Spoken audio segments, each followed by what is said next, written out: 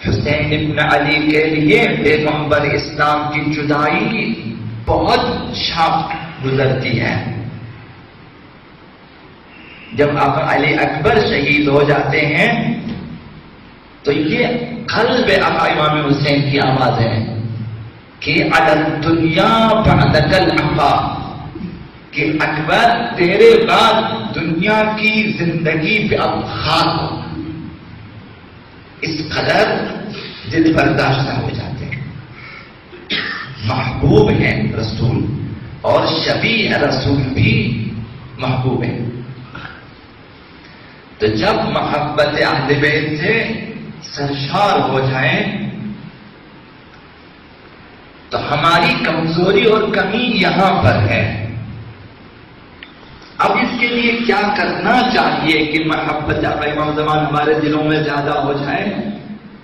کوئی دن نہ گزرے کہ ہم امام زمان کو یاد نہ کریں، کوئی نماز نہ پڑھی جائے کہ ہم یاد امام زمان میں نہ کر سکیں، انہیں یاد نہ کر سکیں.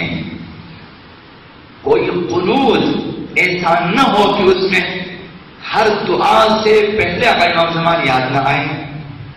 کوئی محفل ایسی نہ ہو کہ جس میں امام زمان یاد نہ آیا.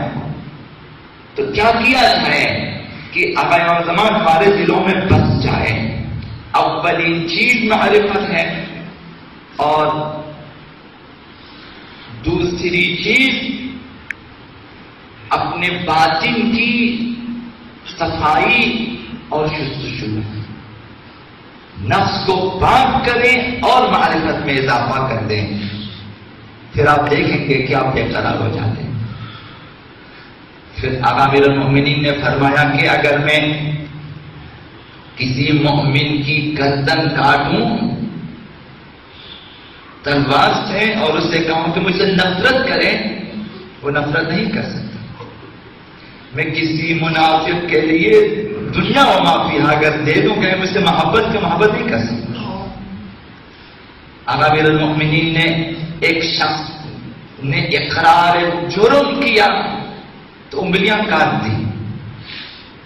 یہ شخص جس کی انگلیاں آقا امیر المؤمنین نے کاٹی ہیں، کٹی ہوئی انگلیاں ہاتھ میں لے کے بازاروں میں آقا امیر المؤمنین کے قصیدے پڑھتے ہیں، فضائل بیان. لوگ تعجب کرتے ہیں کہ جس علی نے تمہارا ہاتھ کاٹا ہے، کٹے ہوئے ہاتھ کو انگلیوں کو ہاتھ میں لے کے قصیدے پڑھتے ہو. حسنین نے دیکھا، آ کر عرض کیا بابا جس کی انگلیاں کاٹی ہیں آپ نے وہ آپ کے قصیدے پڑھتے ہیں بازاروں میں، آپ سے بلائیں.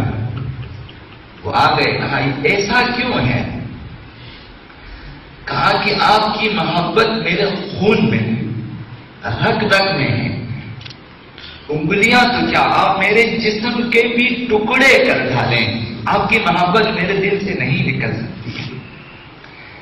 یہ شیعہ ہے. شیعہ ایسے ہوتے ہیں. اس مرحلے تک پہنچنے کے لیے معارف کی ضرورت ہے، خود سازی کی ضرورت ہے، پاکیزگی کی ضرورت ہے، طہارت کی ضرورت ہے. انسان اپنے آپ کو آمادہ کرے. ہمارے مہربان امام پردہ غیب میں ہیں، جو ہر مہربان ترین باپ سے بھی زیادہ ہماری نسبت مہربان ہے. اور پردہ غیب میں ہونا تو اپنی جگہ، اس پہ حسرت یہ کہ ہم ان کے محل اقامت سے آشنا نہیں ہیں. ہم نہیں جانتے کہ وہ کہاں رہتے ہیں، وہ کہاں ہوتے ہیں. یہ حسرت ہے.